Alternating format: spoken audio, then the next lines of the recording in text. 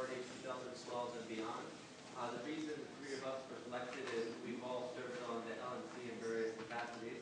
And some of us have survived. To my left, Dr. Locke has served as the chairman of the National Libertarian Party and has served for many years as regional representative for the region 5 South now, which includes Virginia, Pennsylvania, Maryland, Delaware, and sometimes D.C., sometimes West Virginia. To my right, William Redpath has served, I think, 3 different times as Libertarian Party treasurer, the treasurer of the Libertarian National Committee, and has served as chairman of the Libertarian National Committee. I had the honor of serving as vice chair of the Libertarian National Committee, and I also served as Region 5 alternate under Dr. Locke. So we all have strong opinions about what we think the party should do to move forward, be successful, and more narrowly what the LNC should do to move forward and be successful. I just want to touch on a few things very briefly.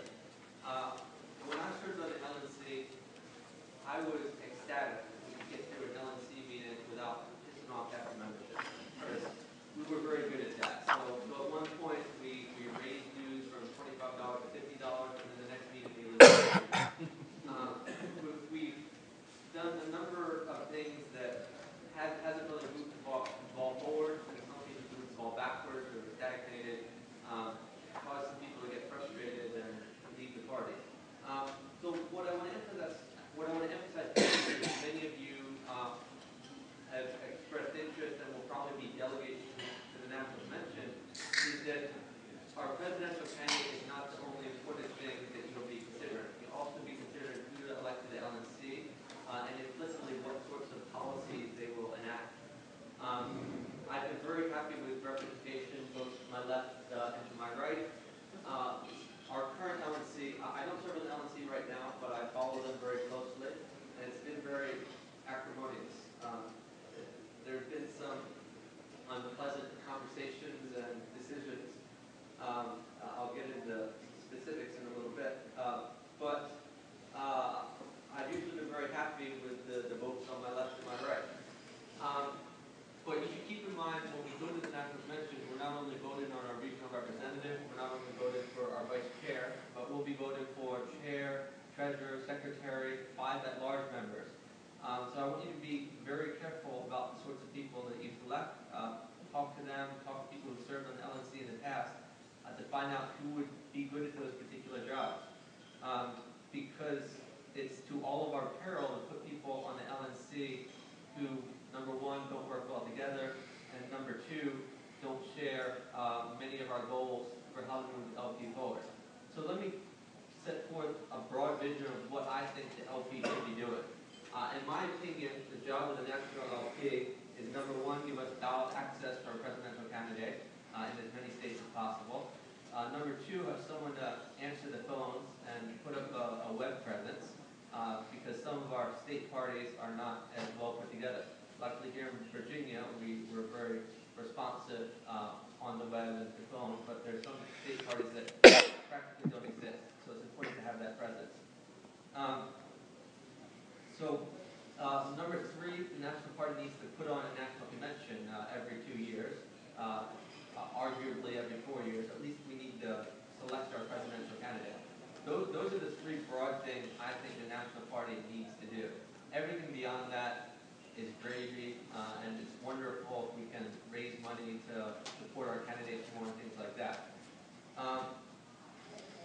Broadly, I would like to see the party move forward by putting us in a better position in 2 years than we were 2 years ago. And one of the things that seemed to be moving us in that direction was the possibility of buying a building. We've been throwing away money on rent for 40 years. Ideally, we could be building up equity and have a permanent presence somewhere, arguably in the D.C. metro area, but just somewhere to say, this is Libertarian Party headquarters. And this past LNC was moving in that direction, raised $300,000, and then decided not to buy a building and refunded about half that money back, which I think was a very bad move. This current LNC, there are some people on the LNC, including the person to my left and to my right, who are very much in favor of ballot access, getting us on as many states as possible. There are other people in the LNC who are not so much in favor of that. And the people not so much in favor of that are going to be running for other positions of power when we get to the national convention.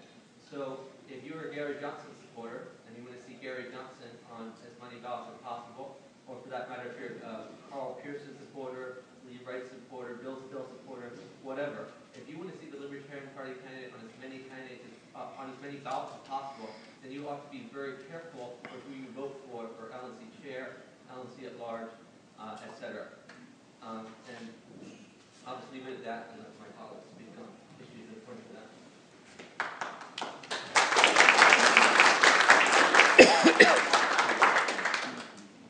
Thank you, Chuck.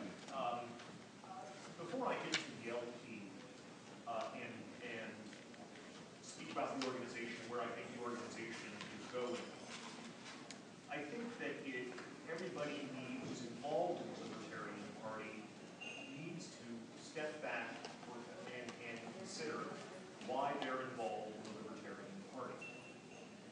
And this came up in the conversation. I rode down today with Patrick Haggerty, who lives in Loudoun County, a few miles from me.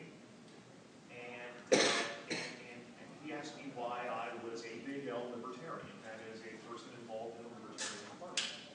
And my response was because I can't, and then I used a 7-letter word. It begins with F and ends with G. And I'll give you a hint, it's a bad word. Because I can't blank stand the Republicans and Democrats. There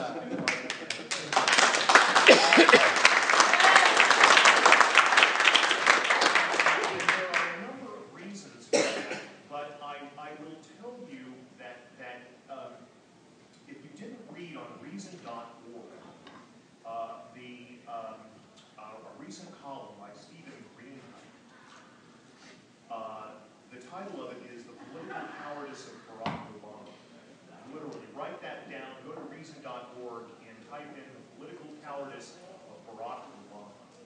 And I'm at an age now, I'm 54 now, I'm at an age where I've read so much and heard so much over my life that there's not much that really, pow, just boom, just knocks me back. But this column did.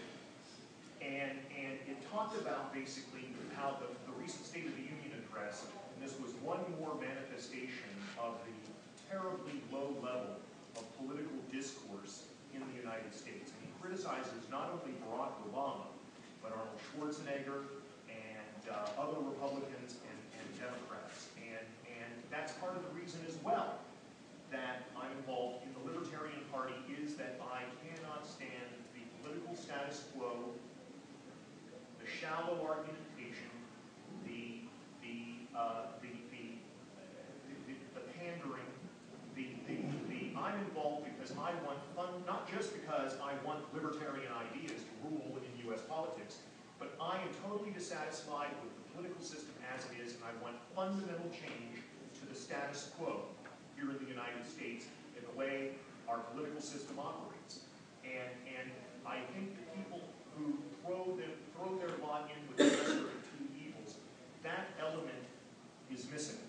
That ultimately they're willing to accept the status quo and work within it. And it is a terrible system that is badly serving this nation. And I want it to change. And that's really, I think, the core reason, besides libertarian ideals, that I'm involved in the Libertarian Party. I would say this much, that you got to keep the Libertarian Party in perspective. There is this thing called, I don't know, I've heard it pronounced, well actually it looks like Duverger, but I've heard it pronounced Duverger. Duverger's law is a French political scientist, and he came up with a sort of theory that with the voting system we have, that the natural tendency